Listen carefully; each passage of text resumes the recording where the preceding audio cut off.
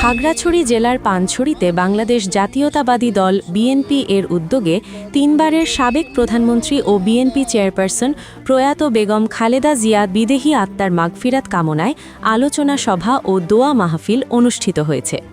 মঙ্গলবার ১৩ ডিসেম্বর পানছড়ি উপজেলার উল্টাছড়ি, Zianagar, কালানাল, pilot farm ও শোনটিলা এলাকায় পৃথক পৃথকভাবে দিনব্যাপী এই আলোচনা সভা ও দোয়া মাহফিলের আয়োজন করা হয়। অনুষ্ঠানে খাগড়াছড়ি জেলা বিএনপির সহসভাপতি ও পানছড়ি উপজেলা বিএনপির সভাপতি মোহাম্মদ বেলাল হোসেন এর সভাপতিত্বে আলোচনা সভা অনুষ্ঠিত হয়। এতে প্রধান অতিথি হিসেবে উপস্থিত ছিলেন খাগড়াছড়ি জেলা বিএনপির সাধারণ সম্পাদক এম.এন. আফজার। বিশেষ অতিথি হিসেবে উপস্থিত ছিলেন খাগড়াছড়ি কলেজ ছাত্রদলের সাধারণ সম্পাদক আদা মান্নান।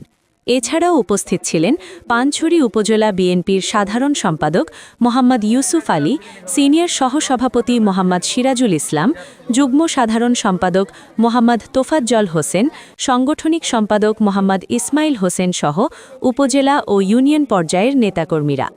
আলোচনা সভা শেষে প্রয়াত নেত্রীর আত্মার শান্তি কামনায় মিলাদ ও দোয়া মাহফিল পরিচালনা করা হয়। Desk news, Kalchakra 24।